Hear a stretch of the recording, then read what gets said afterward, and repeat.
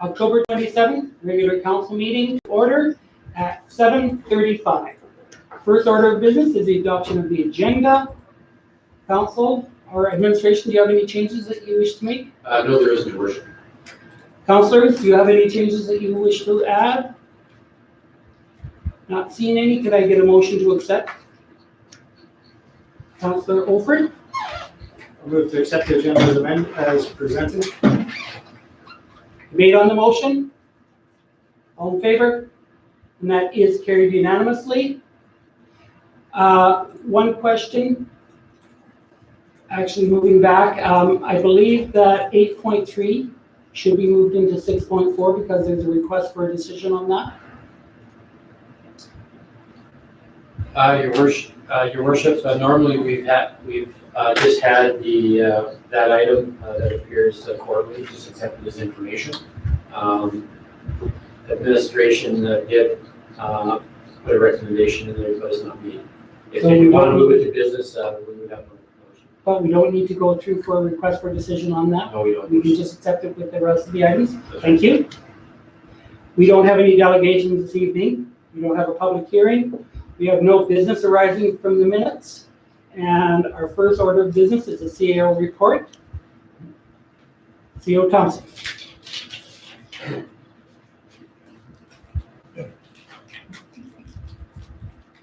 Thank you, Your Worship. So this is fairly lengthy because I did miss the last one. I think as Councilor Pell pointed out. Of course, we're still working through the challenges provided by the COVID-19. We had a most recent emergency management agency meeting on October 15th. Administration will be providing minutes of this meeting to council. Look forward to providing a summary report on this meeting, which will take place every other month unless there's a change of activity requiring more frequent changes. Also, if council has questions that they want answered, they can provide to administration ahead of those meetings. We'll ensure that we get the information to the council members. Budget remains a priority for all the functional areas of the organization. Much effort has been put forward in the development of the budget that responds to these fiscally challenging times. Also, a significant amount of work has gone into grant applications and the follow-up processes that are required for those. Also, as council is aware, we're working with the Blackfalds Mobile Home Park owners under a Section 30 expropriation agreement. Draft agreement has been drafted and has been provided to the owners' solicitors. Execution of a Section 30 agreement allows the town to acquire the lands in exchange for landowners having assurance that they'll be compensated pursuant to the principles under the Expropriation Act. That being items such as fair market value, disturbance damages, and things like that. Design drawings are being worked on with the objective of having the project ready to go to tender prior to year end for spring work. The demolition of properties located at 5301, 5305, 5317, and 5321 has commenced over the last week following the contract award to DB Bobcat. So I'm quite certain the council is seeing activity over in that area. Eagle Builder Center project is proceeding well and on schedule. More details will be provided by Director Barnes later in this meeting. Lease agreement has been negotiated with the Blackfalds Food Bank for the transition of their operations to the former Community Services shop located at 5014 Waghorn Street. The organization anticipates to be operational on that facility in November. The Blackfalds Health Professional Attraction and Retention Committee has met twice to date and has been in the forming stage, focusing on defining purpose, membership, and roles and responsibilities through consensus discussion and the formation of the terms of reference. The October 28th meeting, excuse me, just grab water.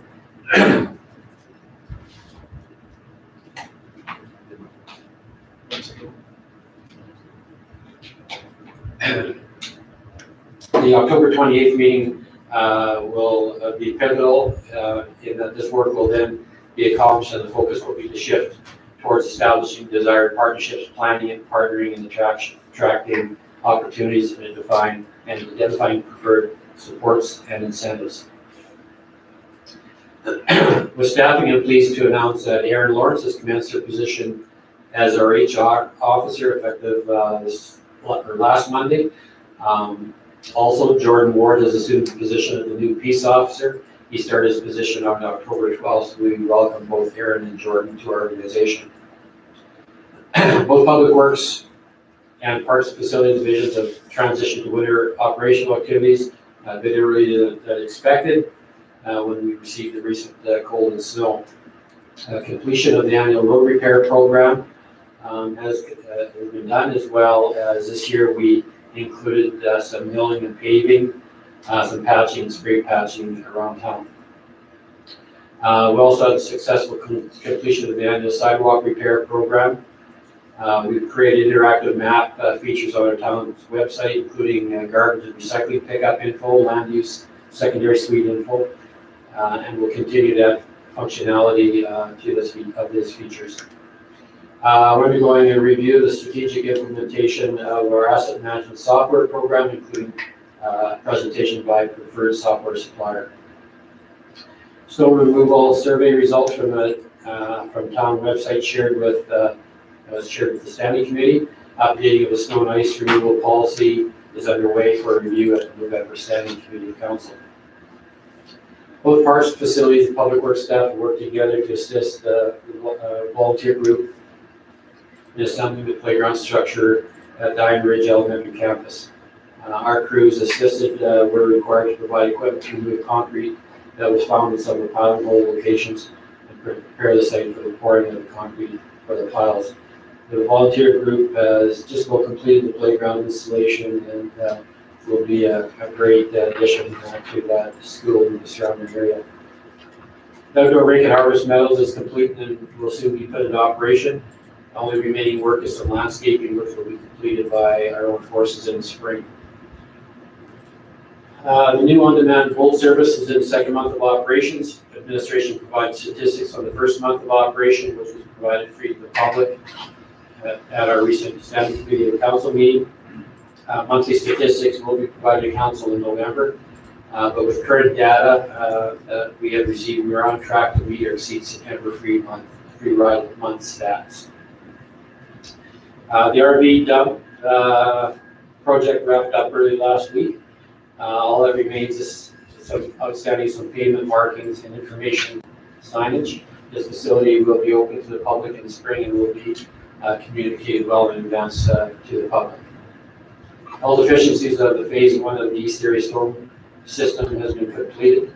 High school civil drawings are being reviewed. Development permit has been released. Alberta Infrastructure has completed the request for qualification process for shortlisting of contractors for the process of providing a quote for the project. On November 4th, the tender documents are expected to be released to the shortlisted contractors for pricing of the 5 schools that will be constructed by the province. Plans remain on track for the construction to proceed in 2021. In relation to that, drawings in the tender package are being prepared for the Young Road upgrade and Duncan Avenue extension. Plans are in place to go to tender this fall to take advantage of pricing. Administration and our consultants have reviewed scope options to align with the capital budget funding abilities, and are looking at the project implementation in 2 phases. Initial phase for 2021 will include the Young Road upgrades for the portion of the roadway from the intersection of Duncan Avenue northward to the north boundary of the new high school. Duncan Avenue will be constructed in its entirety. The new Dairy Queen business in Blackfalds Crossing is scheduled to open next week, and so we're looking forward to that new business. New mural has been installed on the north wall of After the Grind. The mural depicts the delivery days from 1929 for J. Martin Oliver dealership in Blackfalds. 6 Oliver Red River special threshing machines were delivered that day and are depicted in that mural. They came by rail, were parked on Broadway Avenue until they could be delivered to a local farmer who had ordered them. Mr. Martin's Oliver dealership was the longest continually run by one family dealership in all of North America. Also, the Waiting Center sculpture installation has been completed. The work was done by Brian and Don Deterendo of Voyager Art and Tile, who also did our Veterans Memorial. The quilt is made of glass mosaic and depicts activities that Mary Wadey enjoyed, including gardening, baking, volunteering, her grandchildren, farming, and etc. Her statue is made up of sandblasted etched aluminum, and behind her is her original washer, which will serve as a planter in the summer months. If I could just interrupt in there, Yes. I think we should commend the Historic Society for their input in these two projects. Definitely. And actually, the Mary Wadey sculpture was just installed today. Most likely no one's seen it yet. Yeah, we will do that first. Administration has had successful negotiations with the food bank on the transition of operations, so we're to the former community center shop. And the food bank is working on providing this needed service at a new location in November. Construction of the Habitat Humanity's 2 duplexes in Aspen Lakes is underway. I've been in discussion with the chief executive officer, who has advised that their organization would greatly welcome the municipality participation in the project by participating in the team build opportunities, where 1 or 2 days are dedicated to participate in construction for up to 10 people from the organization. There's a team build opportunity to assist in framing between November 10th and 13th, and another opportunity in December from the 15th to 18th to assist in the insulating. The other opportunity is through a financial contribution. Funding case for support has been provided, and this information is being reviewed and will be brought before council at the November meeting. Switching subjects, there's been additional focus on traffic enforcement with a significant amount of tickets being issued. Problem areas that have been identified and where step-up enforcement is taking place include Park Street, Broadway, and Panorama.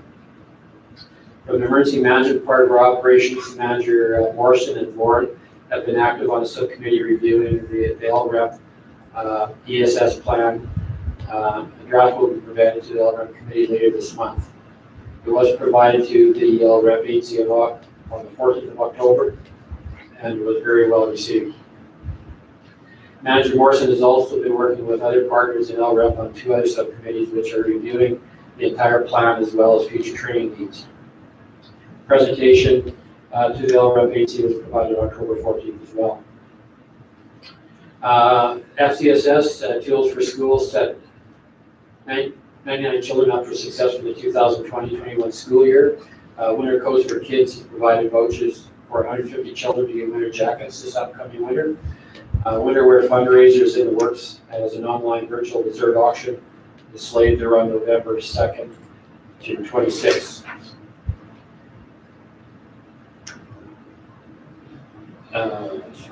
The youth programming is very popular. Most sessions are full. New this fall, there's a requirement to sign up due to the pandemic response, and they need to be able to track attendance for public health need to do tracing. The former Parent Link Center usage is excellent. FCSS BYC operates Mondays and Tuesdays after school hours. Weekly youth empowerment sessions have also been seen excellent enrollment in upcoming weeks as courses are full through November. The Coleman District FRN are offering 2 weekly sessions that continue to see good attendance, and Big Brothers Big Sisters are utilizing the space on no school days to support their mentoring program. The Lunchbox program saw record numbers in September, 362 children in 157 families, and in October, 411 children in 170 families, and there's still a few days left in October. Planning is well underway for next year's Eagle Builder Center grand opening. Marketing, promotion, and marketing and communications working on the VIP list, marketing plan, and entertainment, and those sort of things. The winter guide is also being prepared and will be available soon. And lastly, the collection of recycled materials that makes up the structure at the back on the shelf. If anybody's wondering what that is, was presented to the town of Blackfalds last week by Alberta Recycling.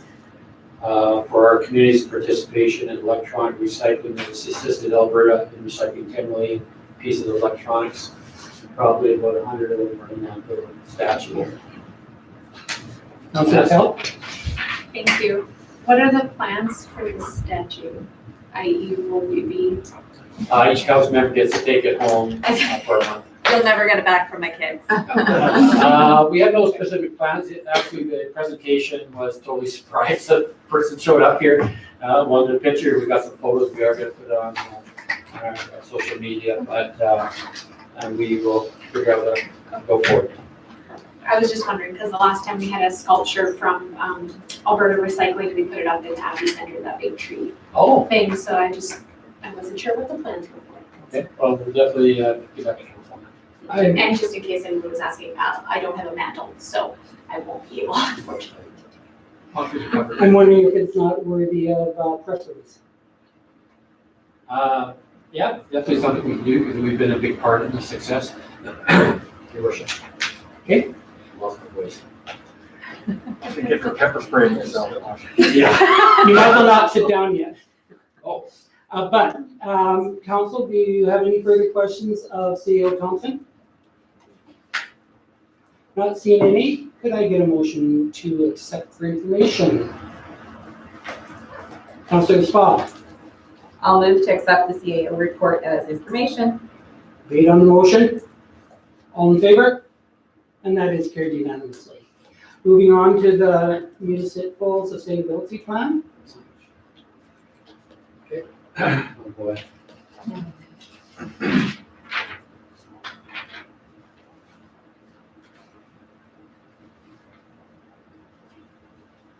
So, council, as you're aware, this has been a long winding process.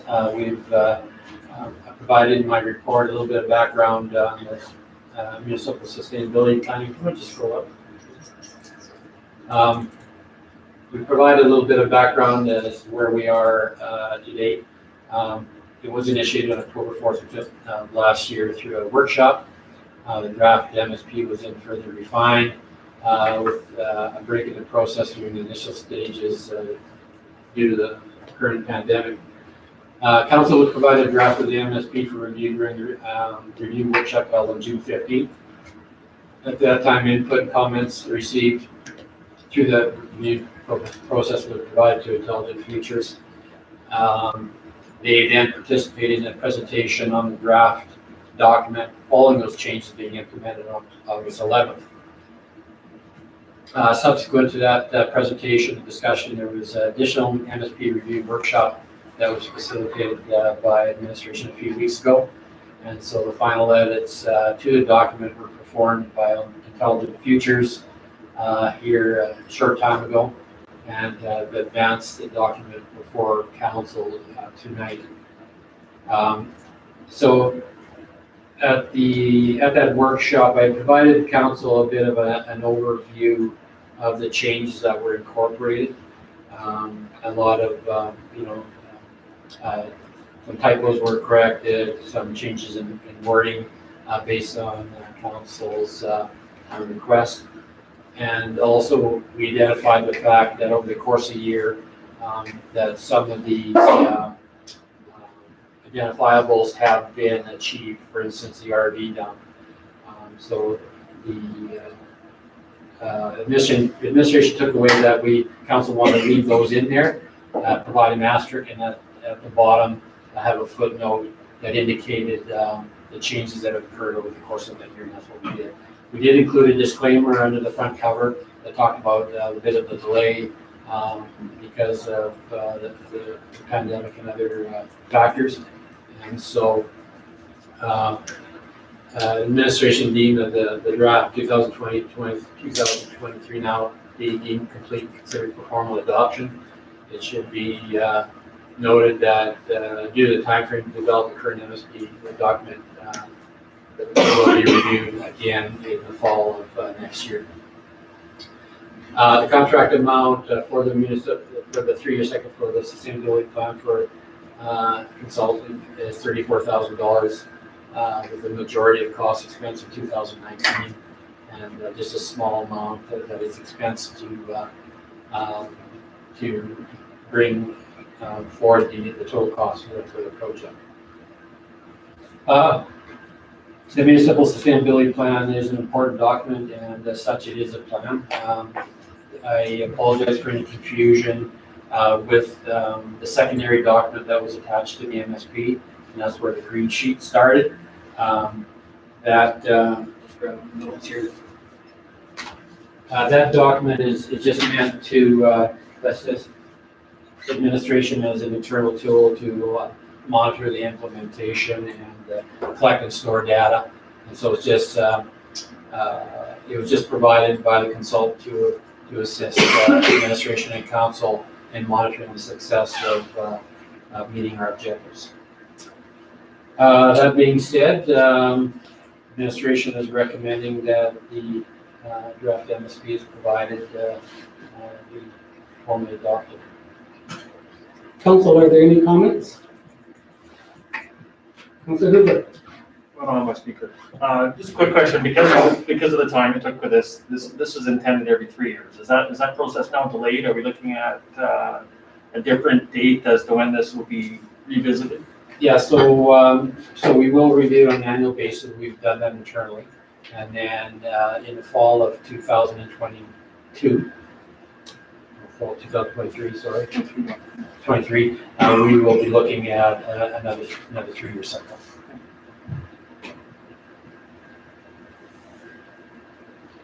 Any other questions or comments? We have a request, an administrative recommendation. Councilor Hoover. I'll move the council formally adopts the 2020 Blackfalds Municipal Sustainability Plan. Read on that motion. All those in favor? That is carried unanimously.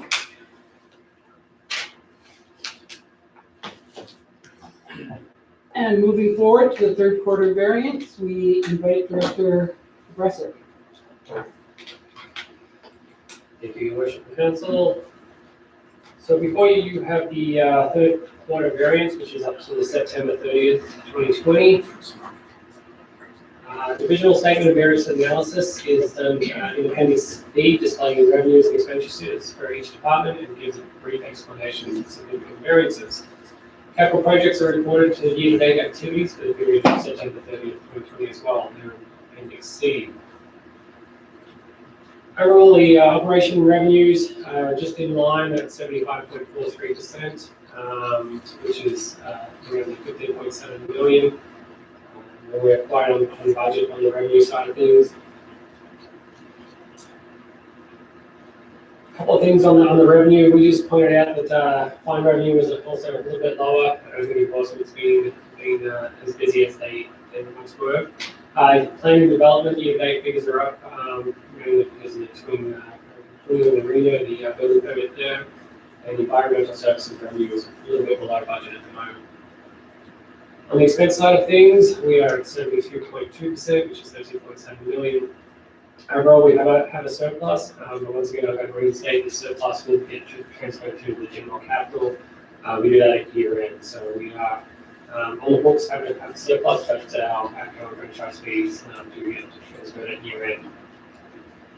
Capital projects are moving along, as you're well aware. We're moving pretty fastly on the arena update. Year to date, we have spent 6.6 million on capital projects, and most of that was done in the first 2 quarters for the easterly storm. The bills are coming in for the arena at the September 30th. We're just over $1 million for the arena. However, this month we've got a $1.2 million bill in, so we are moving along. Progress is being made, and bills are being coming in. So the reports that were provided tonight are intended for information, and there's 2 motions that we're wanting. The council accepts the operating statement and variance report for the 9-month ending September 30th, 2020 as information, as well as the council accepts the capital project report for the period ending September 30th, 2020 as information. And with that, I'll open up for any questions.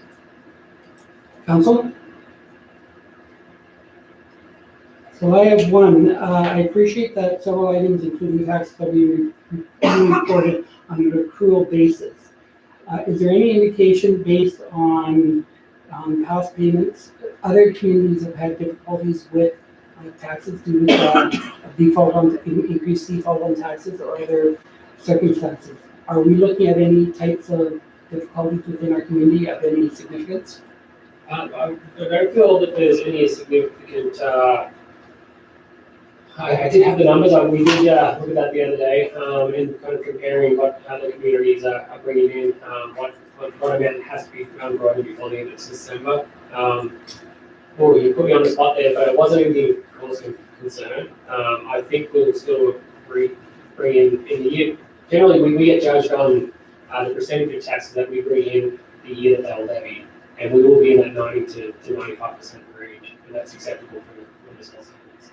So, no problem with this stage. Thank you. Councilor, are there any other further questions? We have two recommendations in front of us.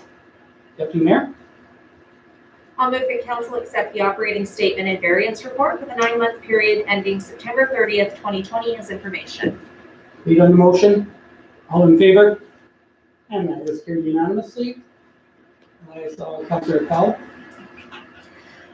I move that council accepts the capital project report for the period ending September 30th, 2020 as information. Read on the motion. All in favor? And that is carried unanimously. Moving forward, 7.1, the Brownlee virtual seminar. It is interesting that this year we are going to actually have it at no cost. Now, I'm not sure whether we're looking at the possibility of having it in council chambers or whether or not councilors might prefer to, because our personal schedule will be either one or the other if we attend as we have every other year. It would, of course, be one of those items that we could take the day off, but we could do that at home or we could do it here. So what is the wishes of council? Just comments. We don't have to make a decision at this point. Deputy Mayor. Yeah, if I may, I was going to say that's a little far out for me to be able to make a decision. That's almost 4 months away. So I don't have a preference at this point, but I'm willing to look at doing it either in council chambers or at our own homes as the date approaches.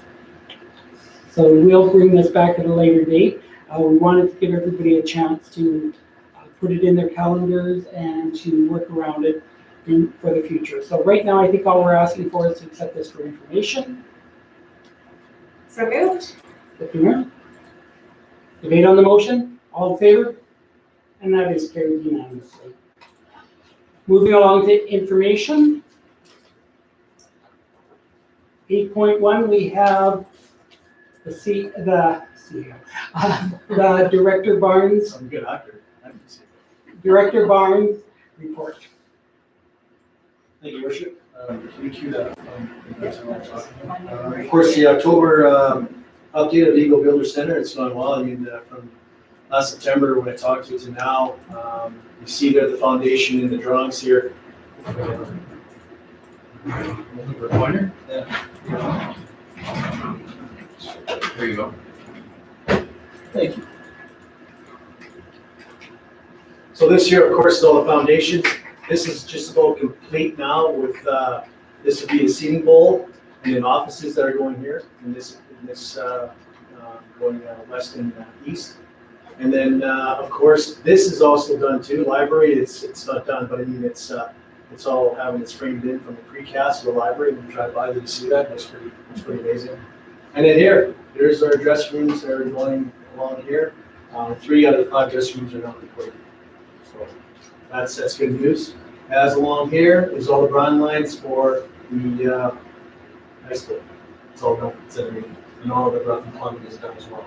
So we're excited about the progress. It's going really well, and good news, the second crane is going to be coming in the next 2 weeks. So that crane comes in, it's going to put the roof on. So, and that being said, in November, council will be going on its first tour on November 24th at 4:00 p.m. if you can make it.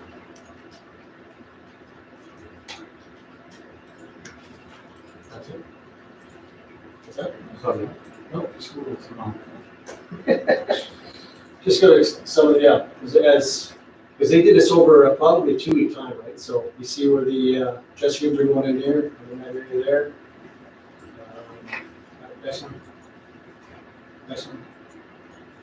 Yeah, and then of course, that crane is huge. I can't think of the good things, carry all those recasts all over the place. So of course, the seating bowl is being done, it's the bowl right here now, and the seating bowl, of course, is along here as well too. Next picture. That's the facility that goes to the foundation, but all the foundations are 100%. So it's good news. Yeah, any questions on that? Just if administration can send out a calendar reminder to all of council for that tour, that would be awesome. DCI and Delaware will give it to you for you guys. Okay. Any other questions? Thank you, Director Barnes. Moving on to 8.2. Council Budget Week Update. Your Worship, this is just information from our communications coordinator, Shelby Stewart. I think she did a magnificent job on the budget week, doing the videos with all the staff and with the council. I think it was well received in the community, and I'd like to send us some accolades for them, and also your council taking part in that as well. So I thought that was a good idea to have that done for budget week. Deputy Mayor.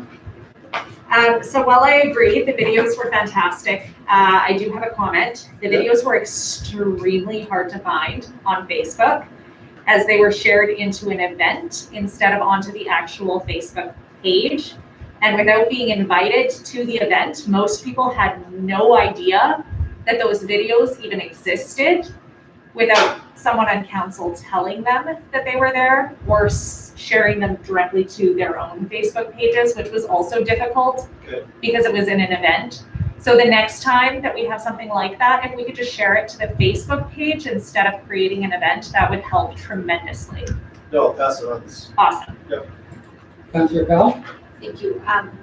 Deputy Mayor Stanley, if I may, do you feel that it would be helpful if those videos were now added to the town's I do, Facebook page? definitely. Because we do have those videos. Would that Yeah, be we do. possible? I think that you would see the viewership numbers go up considerably if ease of access was there. Any other questions or comments? Moving on to the council expenditure report. These are requested 3 times a year, and this is our latest one. Does any councilor have any comments on any of those?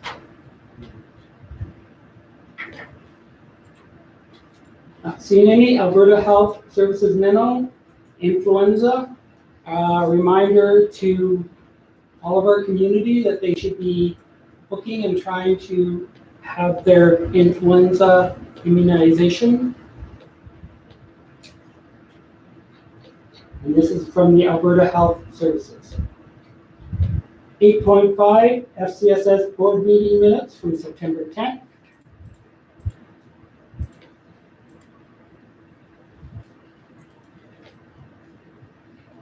8.6 Red Deer River Municipal Users Group newsletter. There's a number of links on there that will take you to some extremely interesting information, including at the very bottom you'll see the Water for Life magazine, and that is an extremely valuable and interesting document. 8.7 Lacombe County Council highlight. Oh, sorry, going back. No, on this one. Okay, Lacombe County Council highlights. Perfect, and I think that we have people in here who may be able to answer this. I know that our FCSS has applied for some of the additional funding that's available through Lacombe County. Have we heard about any of the grants from that, whether or not we received any of them? I know that she just sent a letter. Okay, perfect. Councilor Powell? Thank you. And I had a very similar question and then a follow-up question. As they are looking for other organizations because they do still have a surplus, is our FCSS program currently sharing this information with other organizations in our community to help apply for this extra funding? I can't speak for manager board, but I do believe so.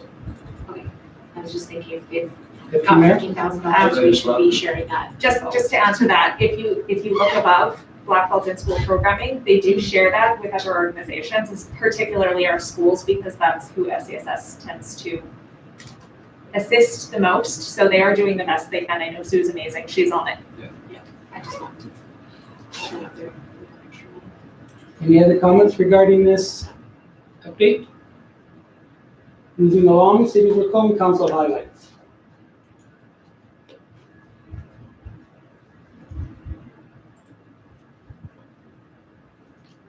Is there any item under information that council wishes to go back to?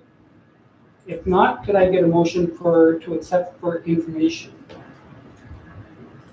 Councilor Alford, I'll move to accept the information items as information. lead on the motion. All in favor? And that is carried unanimously. We now move to our round table. And tonight we will start with Councilor Hoover and move to the left. Okay. So good month for large scale things. The AMA convention being the big one, where we attended, after I've been on there, we attended the AMA convention virtually, which I thought went quite well. Before that, the IRIC school council meeting, which is something that they were able to start again in September. And that is something that is live streamed on Facebook. They're not well attended in person, which is probably good considering the COVID restrictions. But if there are parents with students at IRIC, they can have a look at those meetings through their Facebook page. The junior campus is the same thing. They had some technical issues. I wasn't able to attend that one, but they will be doing one this upcoming Thursday at 6 p.m. I think the link is on their the junior campus website. And then from community events on the 25th, I enjoyed the drive-in movie event, which I think was extremely well attended. I think the only learning curve is not to show up right at 5:30, thinking that there's going to be a movie or try and kill time with the 10-year-old. Otherwise, it was great. E.T. It was just funny because, you know, I don't think there was very many people that attended there that were alive when E.T. came out. So. And flashback. Thank you. Councilor Alford. AMA webinars on the front end and some I'm going to watch on the back end that I missed. Some interesting ones this year. Virtually is a little bit different. Nothing out of the ordinary. Chamber of Commerce meeting, library board.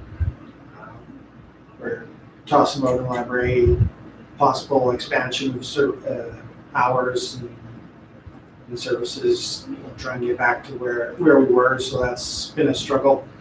The Parkland Regional Library Board, they are moving into their new office this week, so that should, this week or this month anyway, it's been actually a few weeks, so they're quite happy to be doing that and getting out of that older building and one that's a little bit more functional for what they need to do. So after everything sort of opens up a little bit more, will the Parkland Regional Library Board be providing an open house at some point in the future? I'm hoping so, because I would like to see their new things too, because all of our meetings since the spring have been virtual. Councilor Taylor was not able to make it tonight. His report is online. Councilor Swallow. So this month I attended all my regular meetings as well as AMA virtually, and I also attended one of the community events, which was the volunteer celebration. I just want to thank the staff for putting on such a great volunteer celebration. I think it was great. It was well done. It was followed very well through Alberta Health Services. I think all the families that attended really enjoyed themselves. And it was nice to have some food trucks there too to feed us. And yeah, so thanks so much, you guys.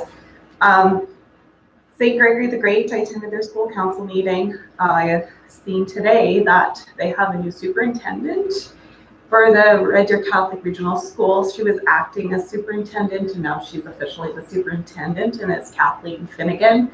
So I just think we should welcome her and I hope she does well with her new appointed position.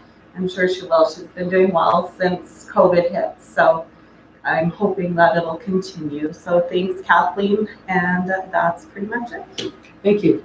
Deputy Mayor Cindy? As always, I am not going to go through these all. They are available online. The only one that I am going to speak about is the Iron Ridge Elementary Campus School meeting that I was at because I was asked to. As we are all aware, we have a lot of kids in this community, and yet again, even with over 30 children leaving the school to homeschool, their attendance is up for grades 1 to 3. So they have more children in that school than they normally have year over year. And they would very much like for us to continue to advocate as much as we are able to for a new school built. Thank you. Councillor Pell? Thank you very much. Yeah, September, October was certainly very busy. The volunteer awards, as Councillor Scott mentioned, were really well done. Good job ordering the weather that day. It was very pleasant to be sitting outside, and I thought, yeah, everything was put together very well, including the entertainment. Everything was great. The only other thing that I will mention on here was the Blackfalds Chamber of Commerce meeting. They are meeting again indoors now that it's fall, and they're working very diligently on the Passport to Christmas project. I've been volunteering to help them get that organized again a little bit here this year. They've got in excess of 50 businesses this year. So there's lots and lots of places for people to choose from to spend money locally to help that out. And that's all get started at local stores here November 2nd. Thank you. For myself, I want to comment on both the AUMA and FCM conferences. Of course, they were both virtual this year.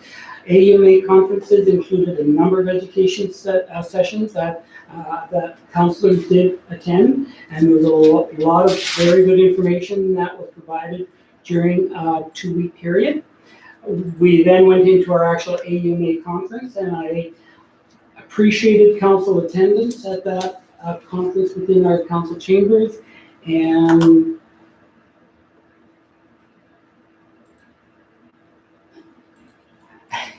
sorry about that. I appreciate within that conference and our participation, and the fact that we were able to very much be part of the conference, and inclusive in that was the fact that we were able to get a volunteer donation that we'll be putting onto an organization. For FCM, it was mostly the election of officers, and we did that through Alberta officers, table officers, and then we attended their annual meeting, and that was done on the October 5th. I also attended my Red Deer Municipal Users Group. I attended my meetings for the North Red Deer Water Services and Wastewater Services Commission, as well as a volunteer appreciation, echo what has been said already, and the rest were rather routine. Apparently I misspelled Chandro instead of Chandra. You put Chandro. It's Chandro. On September 30th. On September 30th. Oh, I apologize. Thank you for correcting me on that. Of course, it is Minister Chandra. And with that, does any councillor wish to bring anything more regarding their activities? If not, we'll look for a motion to accept the round table for information. Councillor Swab. I'll move to accept all the roundtable discussion as information. Debate on that motion? All in favor? And that is carried unanimously. Moving on to the adoption of the minutes, we have the regular council meeting on October 13th. Are there any errors or omissions? Not seeing any. Does somebody wish? Councillor Hoover. I'll move to accept the regular council meetings for meeting minutes for October 13th as presented. Thank you. Debate on the motion? All in favor? And that's carried unanimously. Moving on to the standing committee meeting.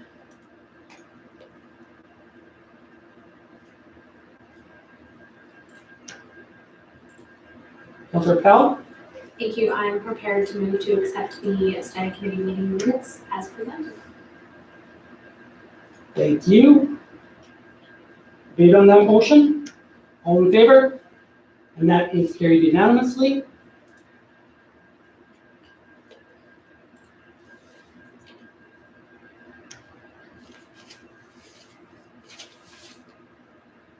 We have no notices of motion. Does anybody wish to bring something forward for the good of the council?